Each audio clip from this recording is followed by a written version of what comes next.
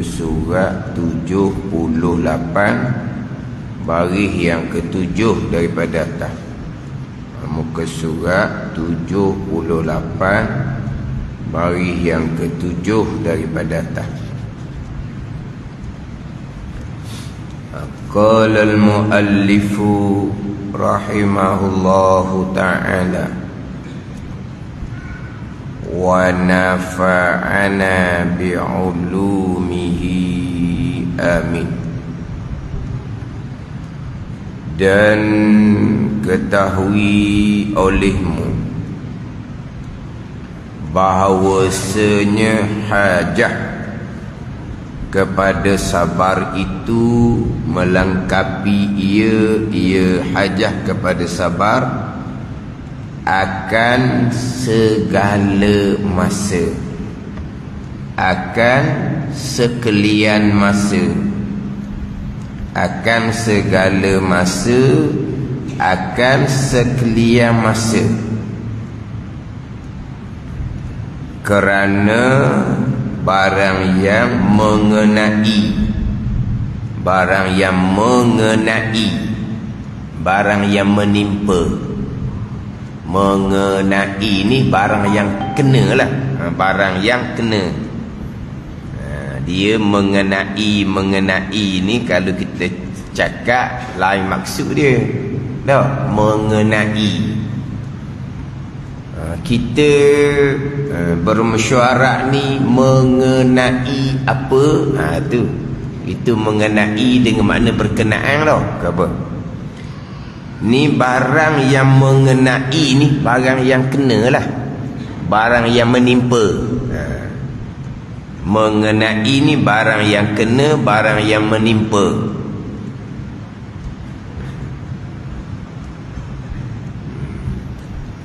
Dia mengenai ni lah perkataan dia ni, yang makna makrifah tu. Ingat tak makna makrifah? Pegangan yang putus, yang mengenai yang sebenar. Itu lain makna. Itu bertepatan. Kan makrifah tu kan permulaan agama, mengenal Allah, mengenal akan Rasul. Makrifah, apa dia makrifah? Pegangan yang putus, yang mengenai yang sebenar. Itu yang bertepatan dengan yang sebenar. Boleh juga tak yang kena dengan yang sebenar, boleh juga. Hak ni barang yang mengenai ni barang yang menimpa. Kerana barang yang mengenai, barang yang kena, barang yang menimpa akan manusia itu tiada sunyi, mana tiada lepas ia barang yang mengenai akan manusia daripada dua macam, dua bagai, dua jenis. Mana ni? Dua bagai, dua macam ni. Pertama, barang yang setuju dengan keinginannya. Kedua, yang menyalahi ia barang akan keinginan.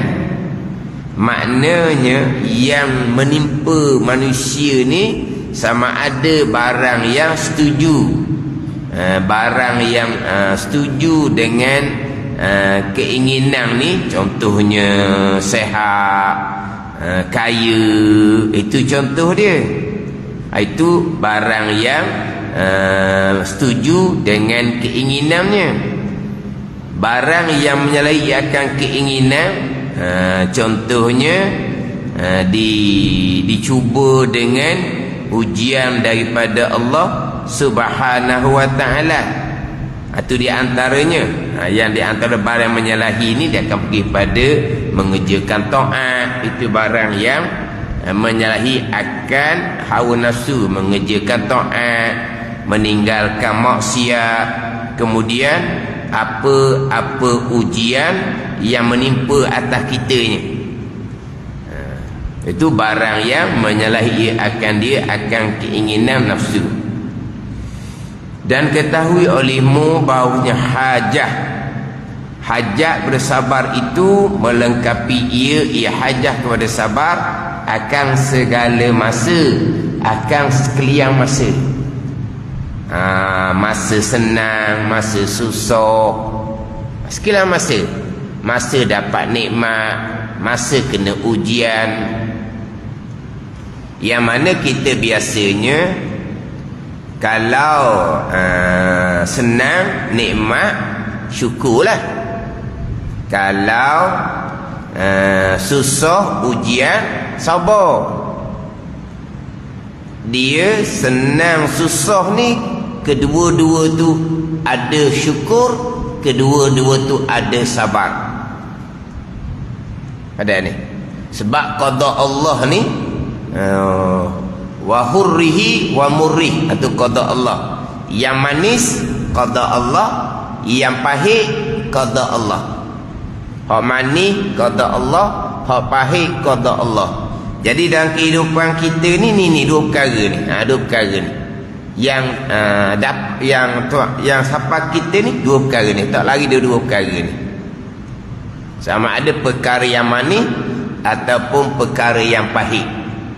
Sebab tu Nabi SAW bersabda, al-imanu nisfani, nisfun fi syukri wa nisfun fi sabri, nisfun fi sabri wa nisfun fi syukri. Itu dia ada di akhir pembicaraan sabar dalam kitab Penawar bagi Hati ni. Al-imanu nisfan, bermula iman ni ada dua bahagian. Nisfun fi sabri, satu bahagian, satu nisfu pada sabar. Wa nisfun fi syukri, satu nisfu, satu setengah bahagian pada syukur. Sebab apa? Sebab yang menimpa kita ni sama ada manis ataupun pahit. Hak manis ada sabar dan ada syukur, hak pahit pun ada sabar dan ada syukur. Yang kita biasanya hak manis syukur, hak pahit sabar, kedua-dua. Bahkan sabar ketika diuji dengan perkara yang manis, perkara yang baik, yang setuju dengan keinginan. Sabar ketika Allah Ta'ala uji dengan apa yang kita dapat tu benda manis, lebih sukar daripada sabar kita atas ujian daripada Allah Subhanahu wa Ta'ala. Nanti habis bicara sabar, dia akan mengiringi pula bicara sifat syukur. Perbicaraan bab yang kelima, sifat kepujian yang kelima, syukur nanti. Jadi sabar syukur sama saja, dia melengkapi akan segala masa, sekalian masa. Sama ada sabar yang wajib, sama ada sabar yang sunat, di sepanjang masa. Kita hak kewajipan zahirnya semayang, siap dah semayang maghrib, tak ada dah, nanti isyak lah pulaknya. Lepas main isyak selesai, pagi esok lah pulak. Lepas main subuh, ada dah, tunggu tengah hari ya. Lama tu. Mana pun kewajipannya ada masa-masa. Puasa Ramadan. Tapi sabar melengkapi segala masa sampai ke mati. Orang yang diuji dengan uzur kemudian. Uzur tu uzur yang tiba-tiba, contohnya. Itulah ujian yang besar yang menjadi kewajipannya sabar sampai ke mati.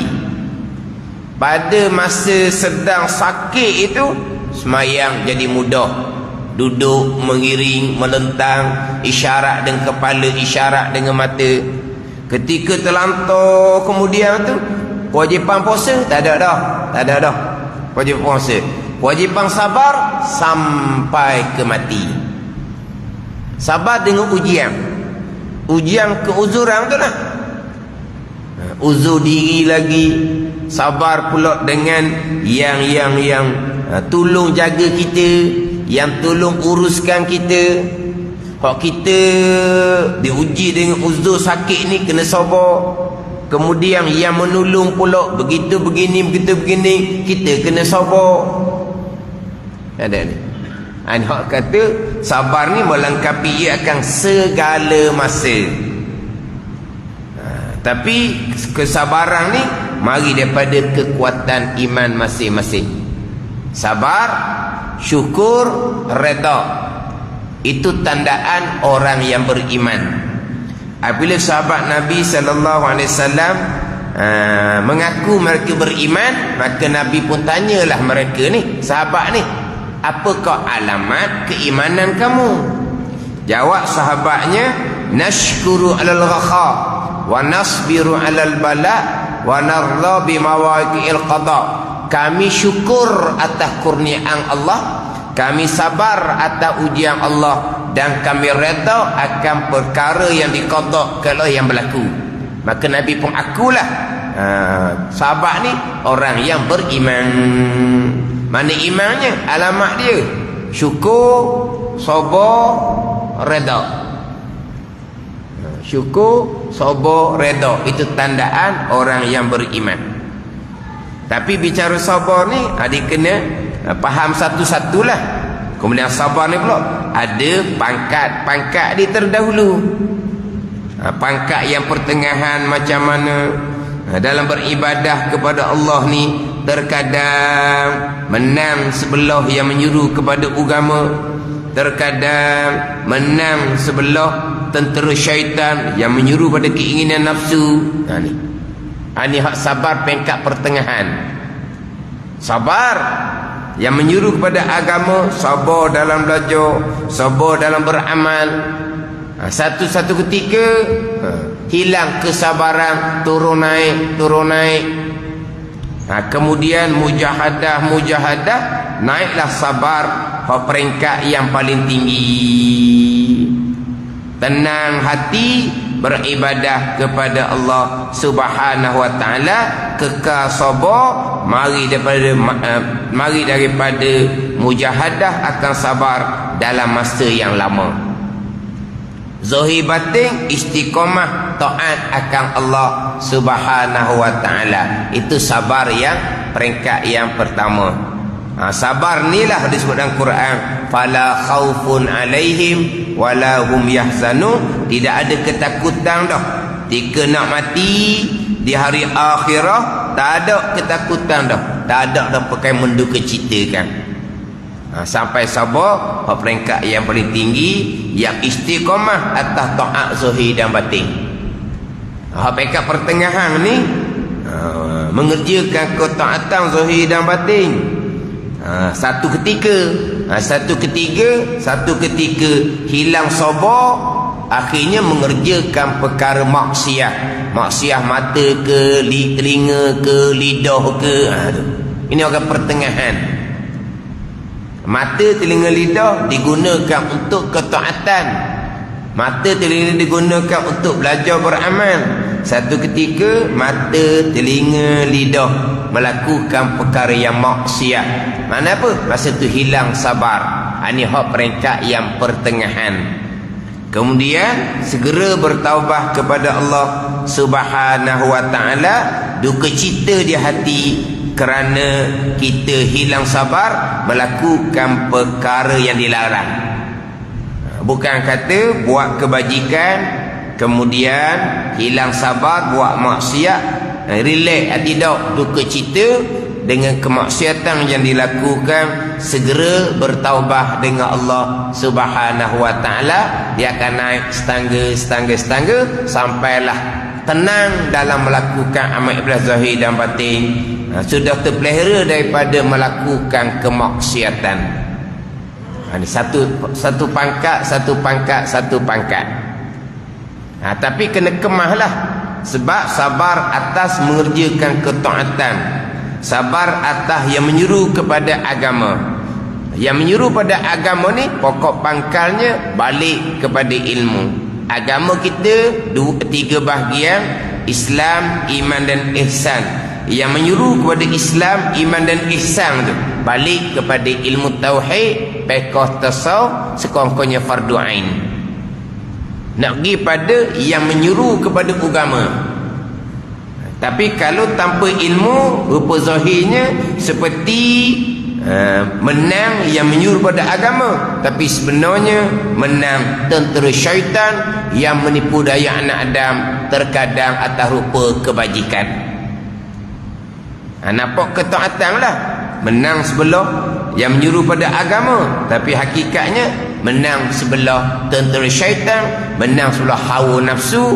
Buat amal ibadah dengan hawa nafsu sendiri, bukan berlandaskan kepada ilmu. Buat amal ibadah ni tunggu ilmu, bukan tu rasa gini rasa suka, gini rasa selesa. Ada amal ibadah Nabi sebut dah wal amalu tabi'uh. Amal ibadah ialah mengikut ilmu, bukan mengikut hawa nafsu sendiri. Kenapa buat gini? Berpandu pada ilmu, bukan berpandu kepada inilah barangkali itu nafsu sendiri. Itu menang sebelah tentera syaitan. Itu tak ada kesabaran. Itu martabak yang paling rendah, martabak hayawan. Martabak hayawan dipanggil. Hak tu hak paling rendah sekali. Hak bicara pangkat sabar dalam kitab Penawar bagi hati. Aku nak cerita pula kedudukan sabar ni. Bila sabar ni melengkapi ia akan segala masa. Kerana barang yang mengenai, barang yang menimpa akan manusia itu tiada sunyi. Ia barang yang mengenai akan manusia daripada dua macam, daripada dua bagai. Mana pertama, barang yang setuju dengan keinginan, barang yang kita nak, barang yang manis, hulwihi wa murrih, qada Allah yang manis. Kedua, yang menyalahi ia akan dia, yakni barang yang menyalahi ia barang akan dia akan keinginan nafsu. Termasuk barang yang menyalahi keinginan nafsu ni, dia akan cerita di bawah mengerjakan ta'ah. Mengerjakan ta'ah ni barang yang menyalahi nafsu.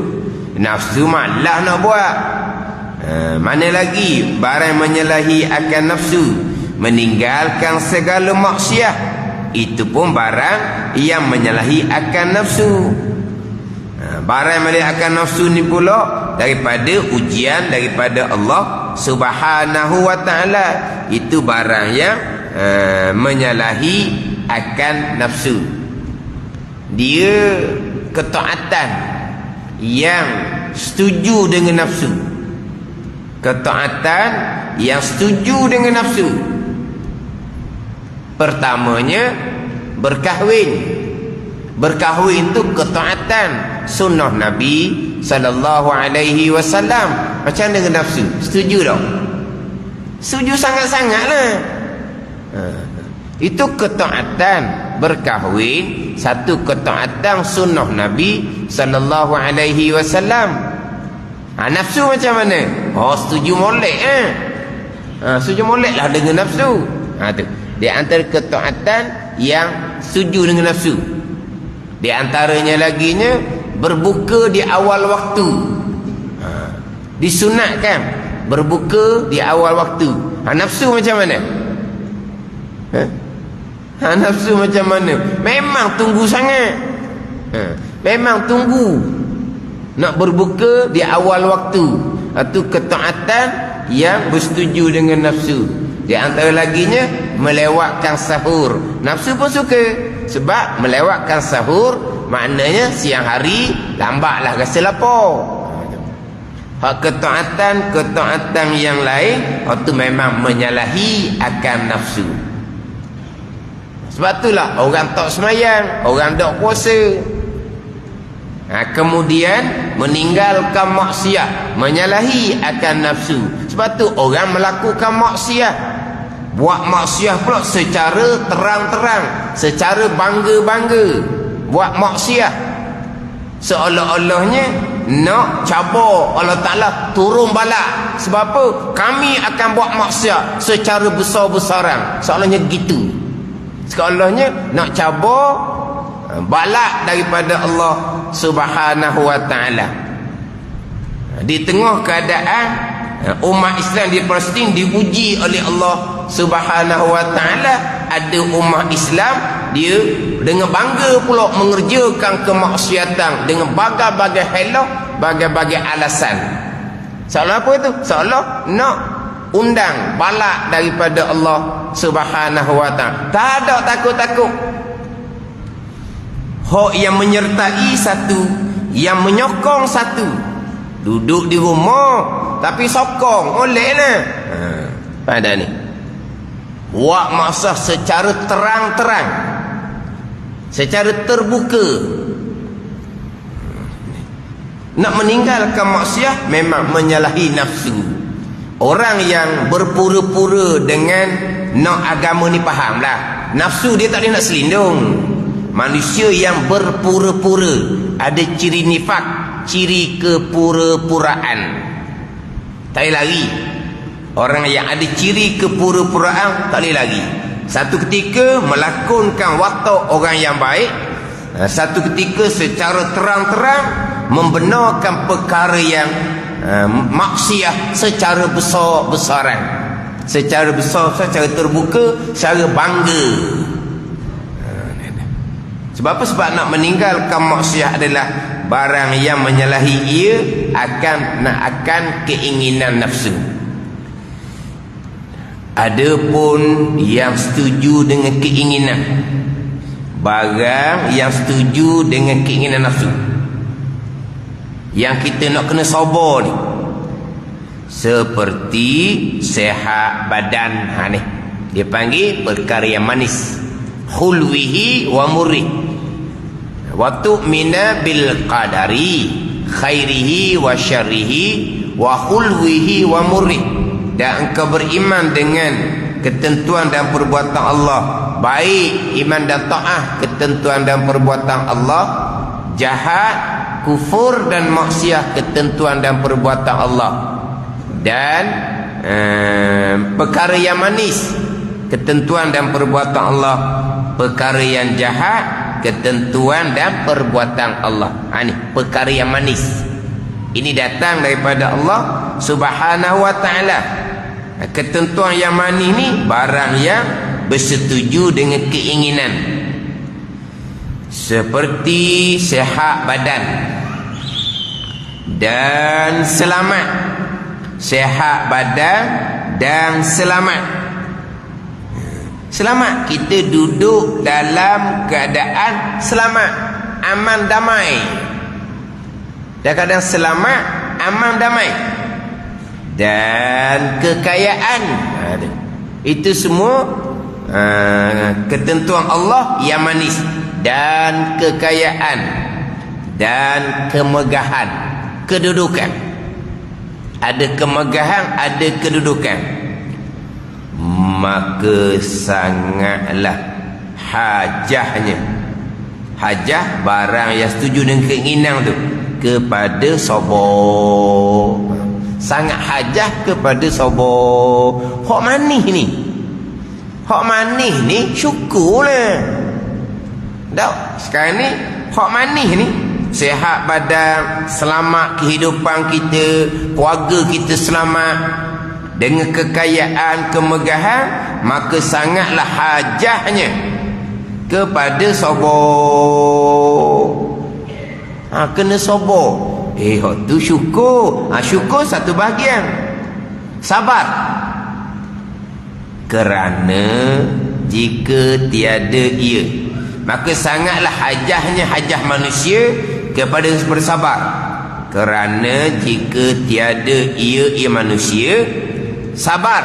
Sabar ni pada ketika sehat badan, pada ketika selamat, pada ketika kaya, dapat kemegahan, nescaya melampaui ia manusia dan berlebih-lebihan ia manusia pada bersedak-sedak dan mengikut keinginannya, keinginan manusia, maka jatuh ia, maka membawa ia kepada jatuh di dalam kebinasaan.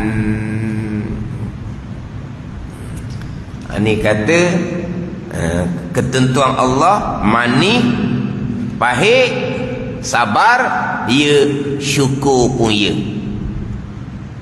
Ini hak sehat badan ni kena syukurlah. Guna sehat badan pada mengabdikan diri akan Allah. Selamat, kaya, gunakan keadaan yang aman damai ni, keadaan dan keadaan yang kaya ni kepada mengabdikan diri akan Allah. Itu syukur. Sabar, sabar ni. Sabar dengan bahawa tidak melampaui, tidak berlebih-lebihan pada menggunakan barang yang ditentukan Allah daripada perkara yang manis ni. Sabar situ. Nanti bicara Pak, kalau kata qada yang pahit, sabar, kita kena tahan diri kita atas ujian daripada Allah. Syukur di mana pula? Syukur atas ujian daripada Allah dengan penyakit contohnya. Apa syukur dia? Menyedarkan diri kita, menginsafkan diri kita. Dengan sakit itu kita sabar, diampuni dosa oleh Allah Subhanahu wa taala. Dosa diampuni sekalian, diangkat darajah oleh Allah Subhanahu wa taala. Syukurlah. Ada orang tengah-tengah senang lena enjoy, tiba-tiba mati. Terlebih dahulu diuji dengan sakit. Sehat badan, jatuh sakit. Menyedarkan kita, menginsafkan kita,